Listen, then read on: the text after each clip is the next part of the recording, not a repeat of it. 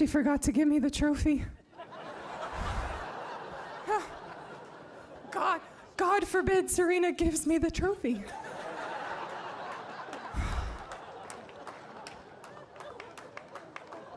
I'll just take it myself.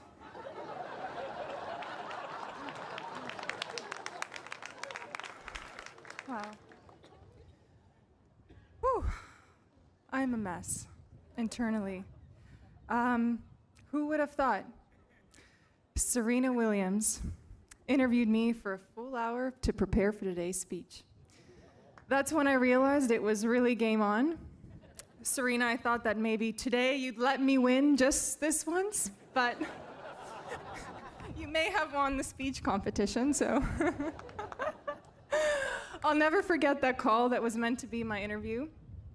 We laughed so much, and if I'm being honest, spent most of the time gossiping, and I wish I could tell you what we gossiped about, but we'll save that for later. Later that evening, I received a message from Serena as a follow-up. She says, "One last thing. In your words, how did we get here?" So I thought it would be fitting to answer that today in front of all of you. I want to go back a little bit, or longer than we both probably want to admit.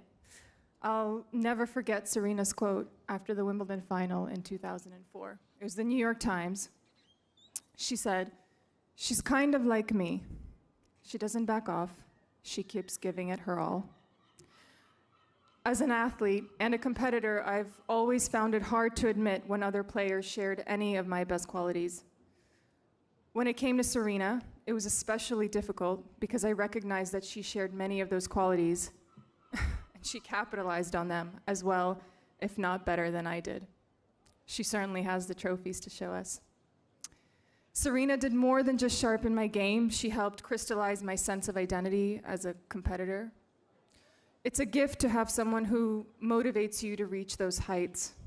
And I'll forever, forever be grateful for her bringing out the best in me, which she really did.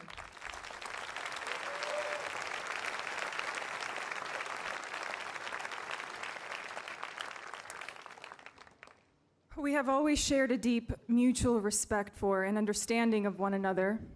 Our backgrounds are more similar than what meets the eye. We both had fathers with incredible, bordering on unreasonable levels of belief in their young daughters. They both made countless unspoken sacrifice to give us a chance at greatness, and I had personally a front row seat to how wholly dedicated they were to making us into champions. Once we fulfilled that potential, we both knew no other way than to fight our hearts out. We left everything out on the lines of the court, every single match we played. We both hated to lose more than anything on this earth, and we both knew that the other was the biggest obstacle between ourselves and the trophy. That's the root of how we got here. We were cut from the same cloth, but once all was said and done, once the lights dimmed on our careers and they locked the gates behind us, we brought our guards down. I'm grateful, I'm so deeply grateful for you being here for our friendship. This means the world to me more than you'd ever know. Thank you. Thank you so much.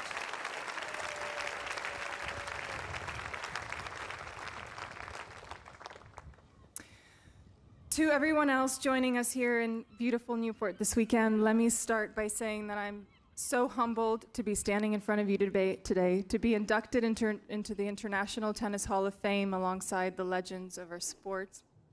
It's truly the honor of a lifetime. Bob and Mike, congratulations on an exceptional career. If only I had your volleys, my father just would be thrilled.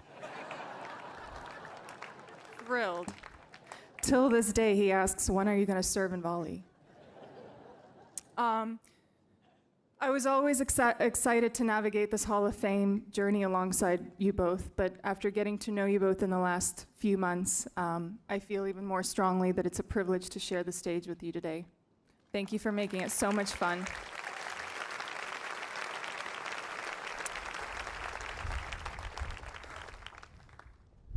A couple of months ago, when I started thinking about how I wanted this weekend to look like, I sent a note to all of my team members from throughout my career, and I expected about half of them to join.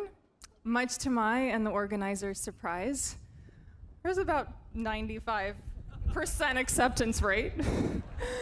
And it's really important that I start with a few of those thank yous. Max, you had a little more hair when we first met, didn't you? He confirms he had more hair, and I apologize. You played a role that was so much more significant than what's written on your resume. You were my shield, the ultimate punching bag, someone who unapologetically said no on my behalf, over and over again. You also had to fire Jimmy Connors, which is a task no one wants to be responsible for. After every match I played, you were the first message I received. And the message was consistently, you are a champion, after every single match. You didn't skip a beat, even on the occasions when I didn't play like one. And on those occasions, Max could usually be found at the French Open waffle stand, which he single-handedly kept in business every single year. Whether I won or lost, he was the first in line to order. When every Frenchman was eating crepes, Max was killing the waffles. And therefore the little belly.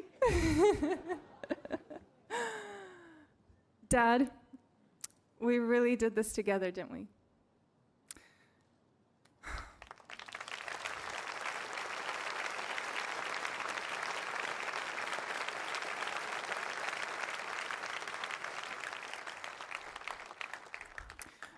I was a little nervous when my dad told me he was going to choose a suit for today without any supervision, but you do. You look good. I approve. It's always a scary thought as a daughter. I am such a lucky girl to have navigated this journey under your wings. When no one believed we could, you always did. You had conviction in your decisions and you never looked back. You were tough. You were tough, and you repeatedly expected me to raise my standards. But along the way, you never forgot your most important role, to be my father. It is a gift I am deeply grateful for. Thank you.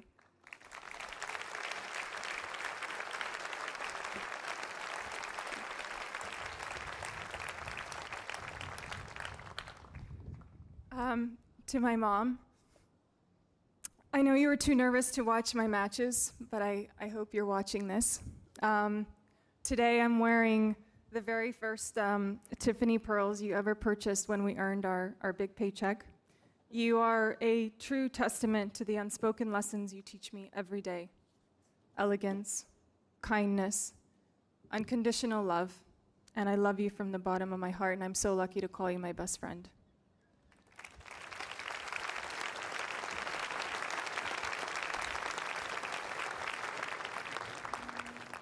My love, you're next. You have opened my eyes to a world I really didn't know existed. It wasn't easy to break me away from my tunnel vision. You know I had the tunnel vision. But I'm so happy that you pulled me out of that comfort zone. You also taught me that, much to my surprise, a vodka tonic is not shaken. Thank you very much. I drink a lot more these days.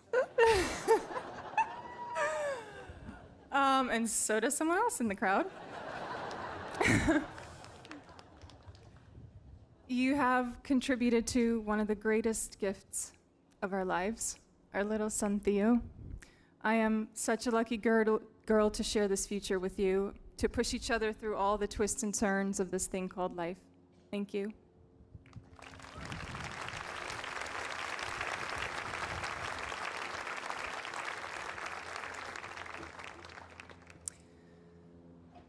Mauricio, you are the OG. I'll never forget how after the semifinals at Wimbledon, you looked straight at me and said, from now on, put on your horse blinders and only look straight ahead. I never took them off for the rest of my career, and I thank you for that gift.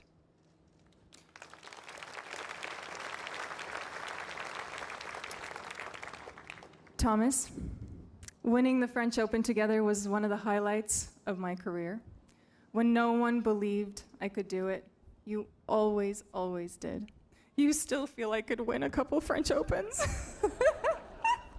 And you also gave Alexander the greatest gift he's ever received, Bjorn Borg underwear. The day they met. I was a little skeptical. Yutaka, you are the kindest soul, the definition of a team player. My favorite Yutaka story was when the team took a 2-day break and went to Vegas together. While Sven and Diddy were opening up their beer bottles, Yutaka pulled out his humidifier and took a bath. Please never change, Yutaka. Cecil, the definition of a hitting partner is one that is tough to describe. The role often falls somewhere between assistant coach and human punching bag. You handled it with such grace. You never ever complained. You were small but mighty. You taught me the art of having to hit another ball, and boy, was that lesson important when we won our French Open together. Thank you.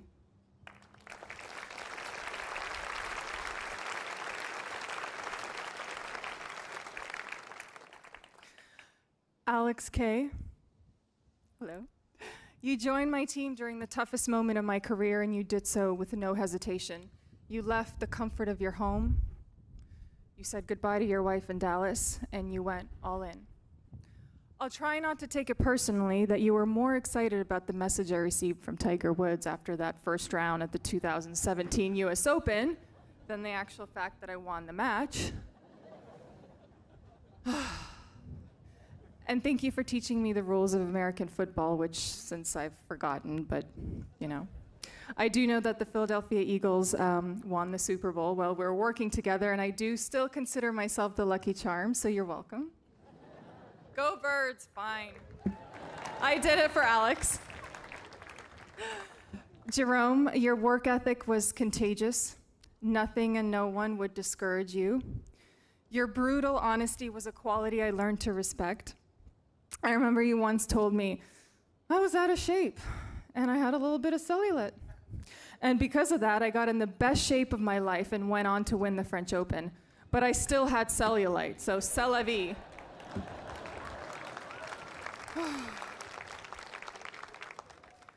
Martin, you took on the role of my physio when my body was shattered. You taught me that the body was a product of my habits and discipline.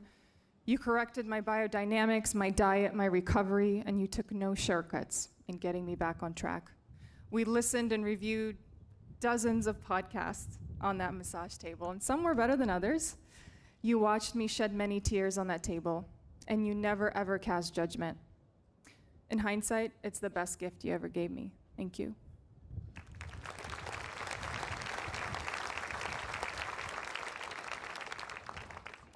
Ricardo, you made me fall back in love with the game of tennis, and even more importantly, the intensity of the process during a time when I didn't have much left in my tank. You and Gaia welcomed me with open arms. My only regret is that we didn't meet sooner. To everyone who has played a role in my journey, including the fans who lived and breathed my career, so many of you around the world, thank you from the bottom of my heart. You believed in me before I had anything to offer in return, and I'm forever grateful for your support.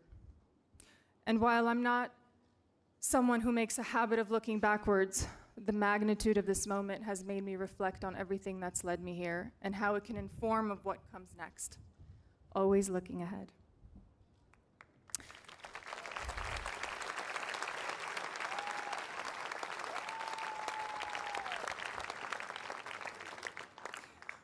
My journey was a windy one complete with the highest of highs, lowest of lows, and all of the uncertain ground in between.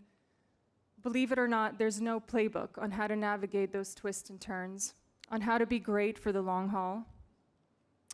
But if there is any single quality that I can guide you to greatness in the absence of that playbook, I believe it's grit. So much of what shapes the very best happens far from the cameras. Those dewy mornings on the practice courts, the late nights poring over technical film. I dislike that so much. Replaying the critical points in your head over and over again.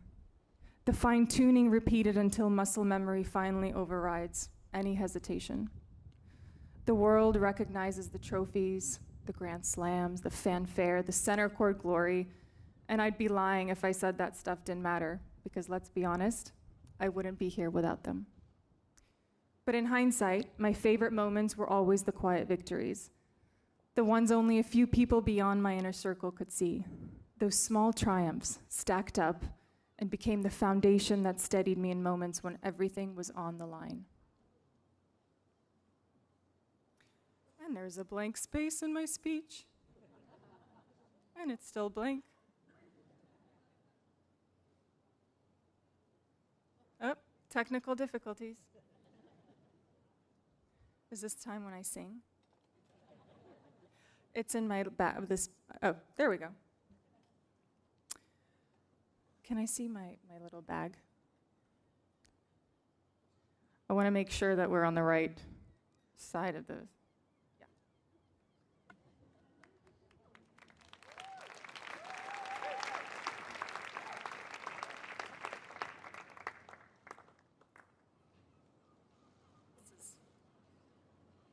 I want to make sure we're at the correct place.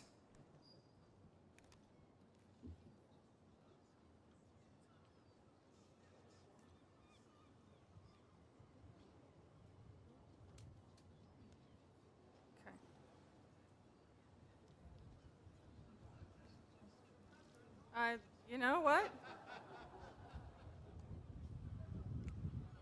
Okay, I'm glad I took this out because I'm not on the right place.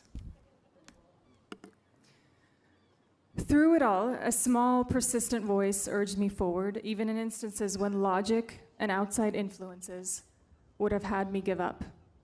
I often leaned into this quiet certainty, which I've since come to recognize as self-conviction, and discovered an inner resilience that allows to doubt and drown out skepticism.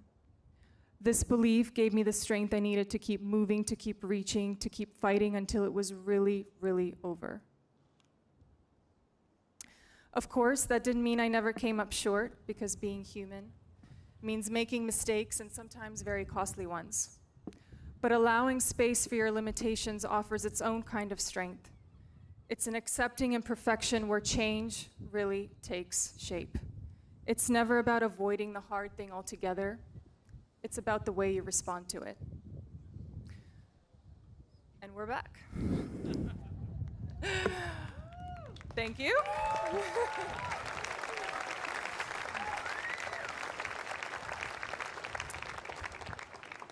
When I look back at photos or videos of me on the court, it's the one thing I notice: the relentless pursuit of improvement, regardless of any circumstances.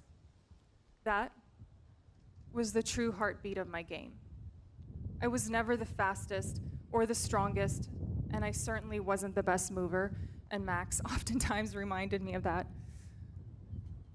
But when you fine-tune your mental fortitude, you can transcend the limits of your body every single time. And my fist pump was the physical expression of that idea. It was less of a celebration than a symbol of persistence. It was rarely for show, occasionally for show, and especially when I played you. Yes. I was like, is she looking now?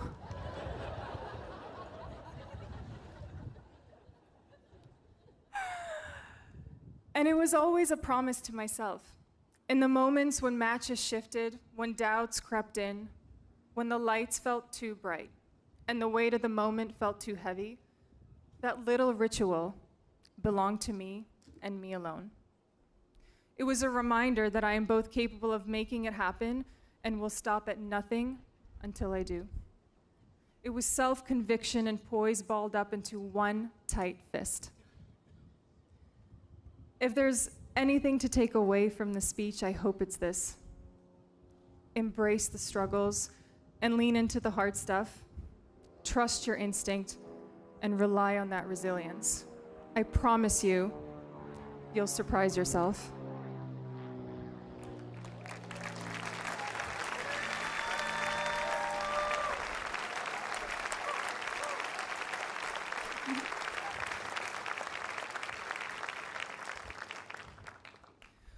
When voices inevitably tell you to ease up, to round your edges, dull your ambition, I hope you can find a way to ignore them.